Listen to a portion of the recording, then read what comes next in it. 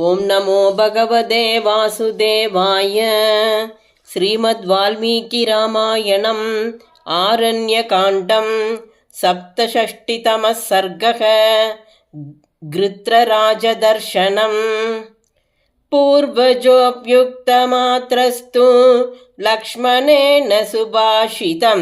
सारग्राही महासारं प्रतिजग्राह राघवः। सन्निगृह्य महाबाहुः प्रवृद्धं रोषमात्मनः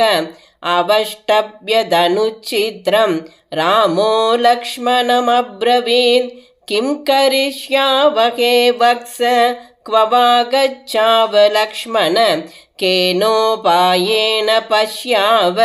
सीतामिति विचिन्तय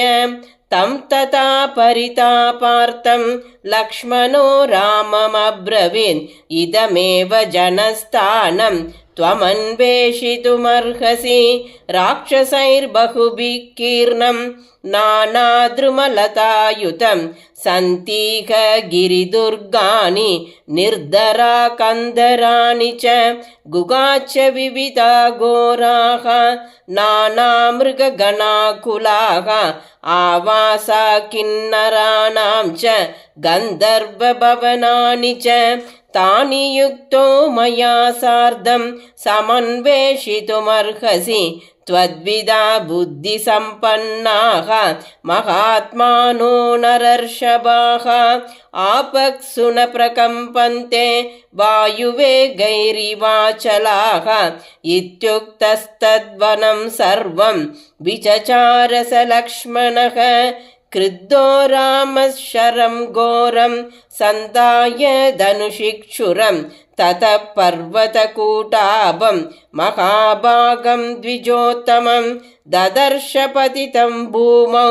क्षदजार्द्रं चडायुषं तं दृष्ट्वा गिरिशृङ्गाभं रामो लक्ष्मणमब्रवीत् अनेन सीता वैदेही भक्षिता नात्र संशयः गृत्ररूपम् इदं व्यक्तं रक्षो भ्रमति काननं भक्षयित्वा विशालाक्षीम् आस्ते सीतां यथा सुखं येनं वदिष्ये दीप्तास्यैः घोरैर्बाणैरजिह्मगैः इत्युद्वाप्यपतद्गृत्रं सन्धाय धनुषिक्षुरं क्रुद्धो रामसमुद्रान्तं चालयन्निव मेदिनीं तं दीनं दीनया वाचा सपेनं रुधिरं वमन् अभ्यभाषत पक्षीतु रामं दशरथात्मजं यामोषधिमिवायुष्मन् अन्वशेषि महावने सा देवी मम च प्राणाः रावणेनोभयं हृतं त्वया विरहिता देवी लक्ष्मणेन च राघव क्रियमाणा मया दृष्टा रावणेन बलीयसां सीतामप्यवपन्नोऽहं रावणचरणे मया विध्वंसितरतच्छत्रः पातितो धरणीतले एतदस्य धनुर्भग्नम् एते चास्य शरास्तथा अयमस्य रणे राम भग्न साङ्ग्रामिको रथः अयं तु सारथिस्तस्य मत्पक्षनिहतो भुवि परिश्रान्तस्य मे पक्षौ चित्वा खड्गेन रावणः सीतामादाय वैदेहीम् उत्पपात विहायसम् रक्षसा निहतं पूर्वं न मां हन्तुं त्वमर्हसि रामस्तस्य तु विज्ञाय बाष्पपूर्णमुखस्तदा द्विगुणीकृततापार्थः सीतासक्तां प्रियां कथां श्रुत्वा जटायुषो वाक्यं रामः सौमित्रिणा सह गृत्रराजं परिष्वज्य परित्यज्य महद्धनुः निपपातावशो भूमौ रुरोध सह लक्ष्मणः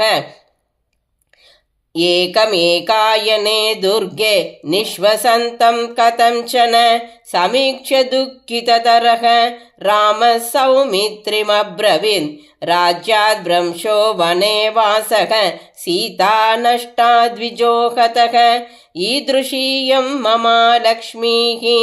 నిర్దహేదపి పావకం సంపూర్ణమపి చేదద్య ప్రతరేయం మహోదధిం సోపి నూనం మమా లక్ష్మ్యా విశుష్యే సరితాం పతిః నాస్త్య భాగ్యతరో లోకే మత్తోస్మిన్ సచరాచరే ఏనేయం మహతి ప్రాప్తా మయా వ్యసనవాగురాం అయం పితృవయస్యో మే గృత్రరాజో జరాన్వితః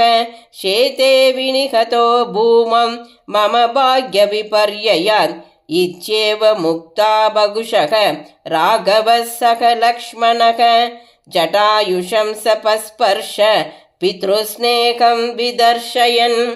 నికృత్తపక్షం రుధిరావసిక్తం సగృత్రరాజం పరిరభ్య రామః క్వమైథిలీ ప్రాణసమామమేతి విముచ్య వాచం నిపపాత భూమౌ. ఇత్యార్షే శ్రీమద్ రామాయణే వాల్మీకియే ఆదికావ్యే చతుర్వింశతిసహస్రికాయాం సంహితాయాం ఆరణ్యకాండే కృత్రరాజదర్శనం నామ